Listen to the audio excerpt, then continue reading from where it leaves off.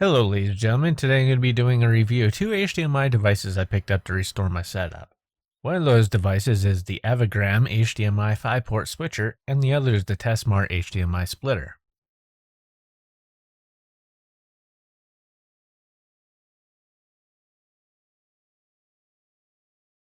I bought myself a new TV. For years, I've been using dumb TVs that don't have built-in apps and only TVs at a resolution up to 1080p.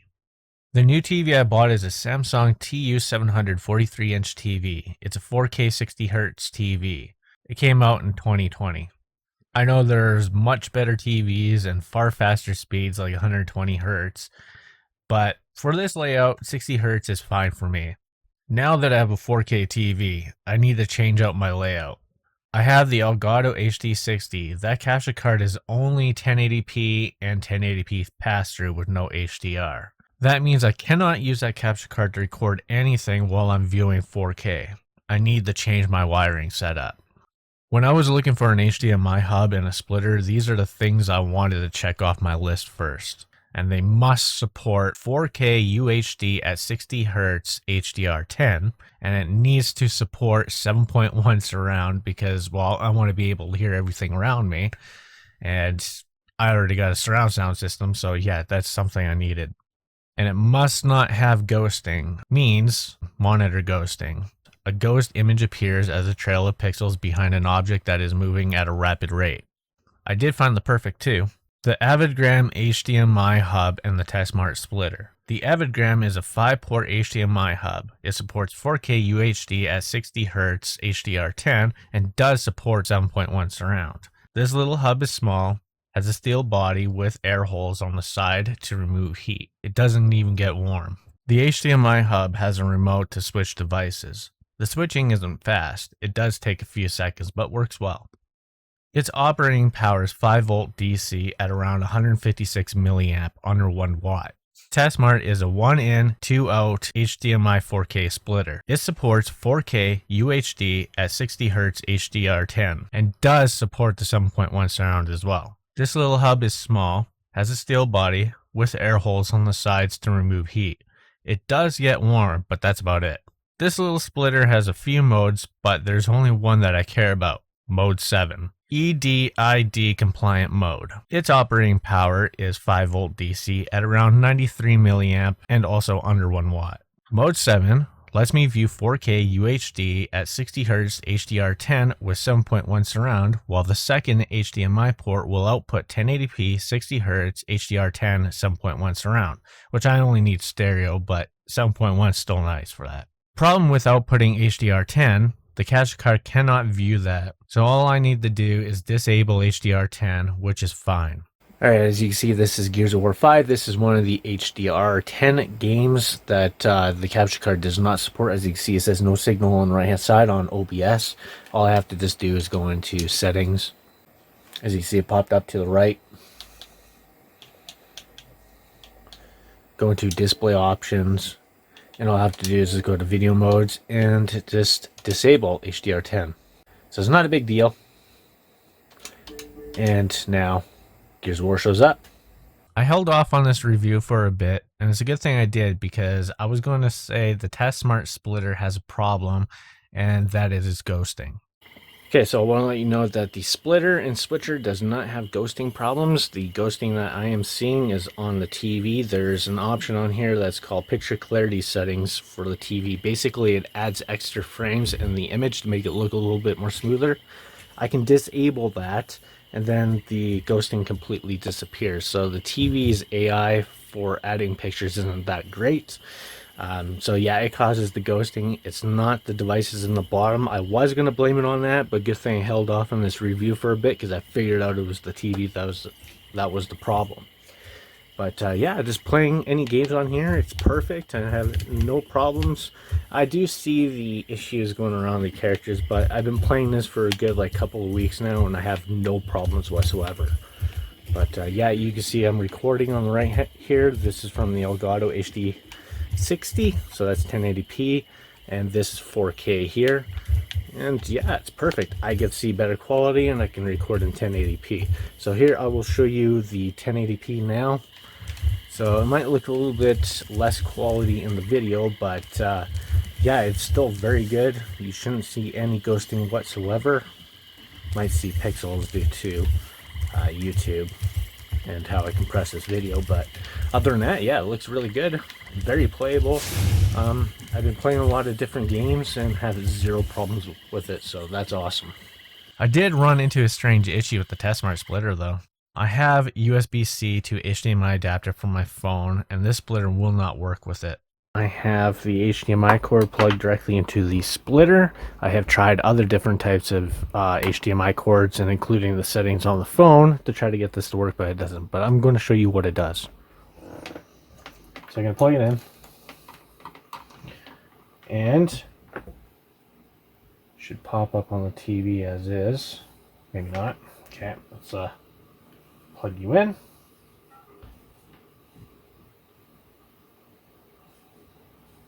And it'll show up for a split second and disappear.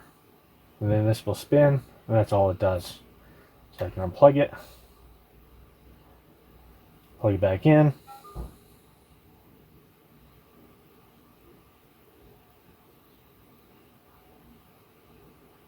and then it goes away. So I thought I would try this with my old phone as well. I'm not even sure if this is supported for S8. We'll see. Make sure the HDMI is plugged in correctly. It's plugged in correctly. Flip it around.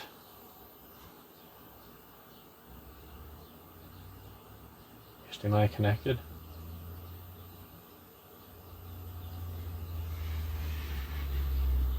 Oh, this one works.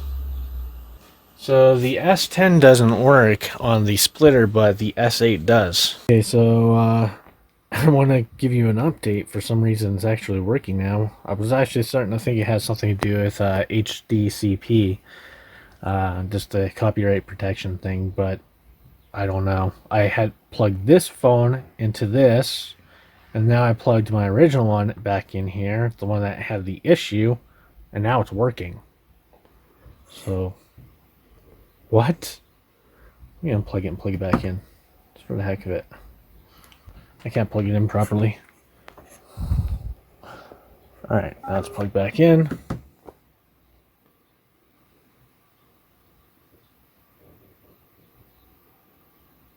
Well, I'm not going to complain. It's working, so cool, I guess. It's been a couple of weeks since I recorded that video clip, and it still boggles my mind why it ended up happening in the first place, because when I connected the S10 to the splitter, it wouldn't work at all. But when I connected the phone to the TV, it would work.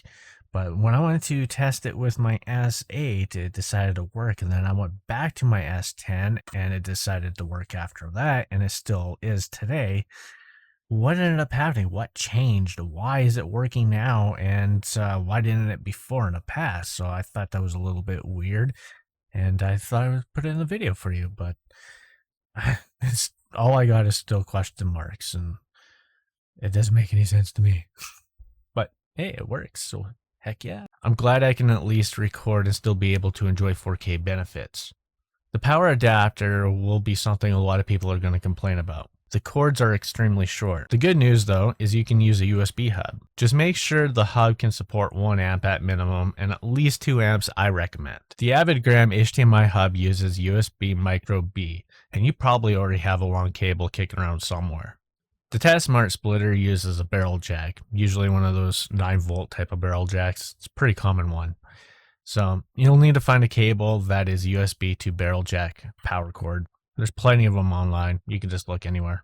I thought for the heck of it to show you guys the inside of both the AVIDGRAM HDMI hub and the TESmart splitter. There's really not much to see on both of them. Maybe the IC is on both the AVIDGRAM and the TESmart. The soldering job looks great. The components are fine. That's about it. Yeah, usually when it comes to small little devices like this, they're pretty much useless to take any parts off of, but they're nice. I've seen worse type of devices for soldering jobs, but you know, these are fine. I did add heat sinks to both devices. It's not important, but I did make a video doing it. All right, so I got a couple of heat sinks here for the splitter and the switch over here. I'm sure these two are really good on dissipating heat, but I'm going to be putting them on the ICs anyway.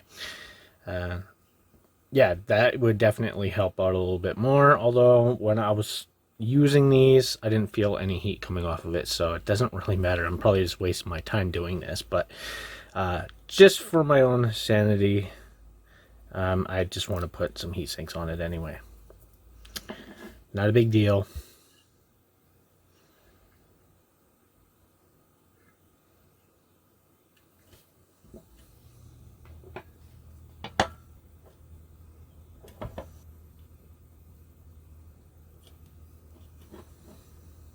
So to me, I think that looks a lot better. Air goes this direction or on the sides, and it can go right through the heat sinks if needed.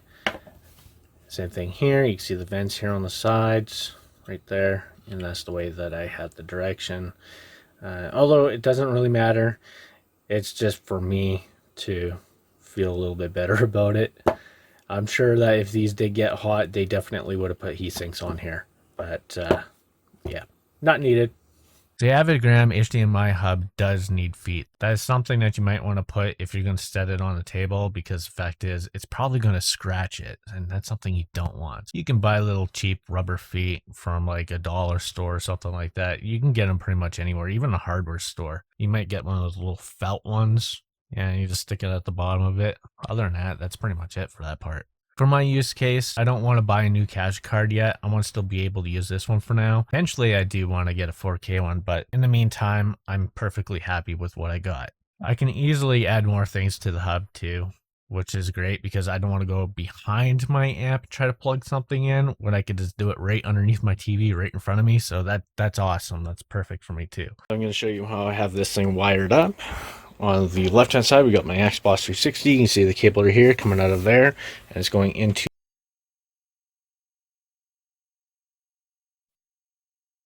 I'll show you how I have this thing wired up. On the left hand side, we got my Xbox 360. You can see the cable right here coming up. That's exactly what I thought I said. That's an Xbox One X, not an Xbox 360. Coming out of there, and it's going into the switcher. I have my phone connected to this as well, and it's outputting directly into the splitter. From here, it's going out into my amplifier. But before I show that, this one is going out into the Elgato HD60, which is behind the TV right there, and that's where it goes to the PC, and that's it. The other one goes right into my amplifier, this fella up here, and from there it goes to the TV, so the TV and the amplifier is communicating with each other, and that's how I have it set up. Fairly easy. I can output at 1080p, so my Elgato works, and I can view everything in 4K. Heck yeah. I have some gameplay I recorded with my Elgato HD60 in 1080p to give you a rough idea of how it looks.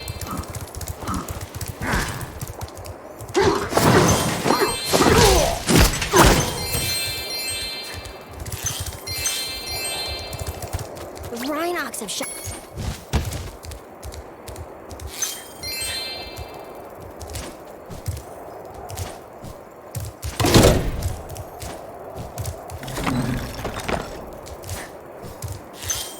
If my wings were big and strong.